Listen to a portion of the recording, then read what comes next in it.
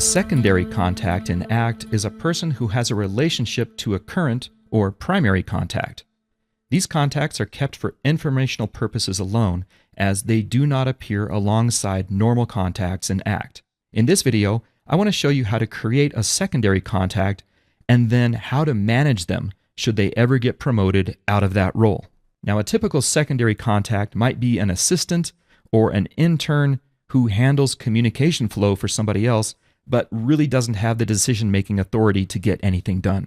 So here's how to create a secondary contact in ACT. I've already looked up my contact who's going to be the primary, and that's Jim Appleton over at Dark Sky Brewing. From the detail view of this contact, I'm going to locate the Secondary Contacts tab down below and click it. Jim doesn't have any secondary contacts yet, so I'm going to click the New Secondary Contact button. Now I should fill out the fields here with as much information as I can gather. Beginning with a company field, I'm going to use this ellipses button to locate Dark Sky Brewing Company, and it's easier to just choose Companies List because from here you can then search for that company. I'll select that company and click Save. Now I'll put in the name of the secondary contact. Her name is Stephanie Hull, and her title is Assistant. I'm going to skip all these other fields for now, and I'll just add them later. And instead of doing that, I'll click Save. ACT now displays the new secondary contact for Jim Appleton.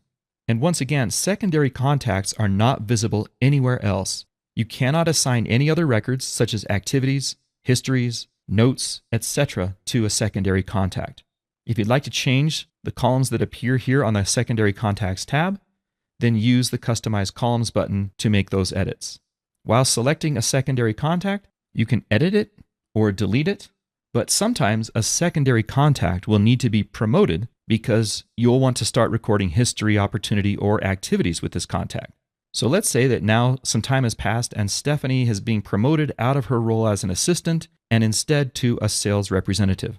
With Stephanie's secondary contact highlighted, I'm going to click the Promote button. From here I can choose whether I want to duplicate or not duplicate data from the primary record. You should duplicate if they are at the same company, because this will copy the company name, address, and website information. Choose to not duplicate if this secondary contact has gone to a different company.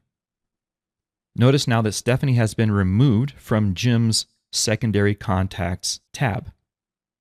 If we go to the company record for this contact, I'll see now that Stephanie has been added as a contact to this company.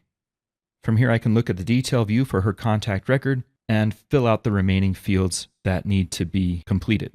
Secondary contacts are a great way to capture details of someone like an intern or a temporary worker who is related to one of your primary contacts but may not be around for the long term.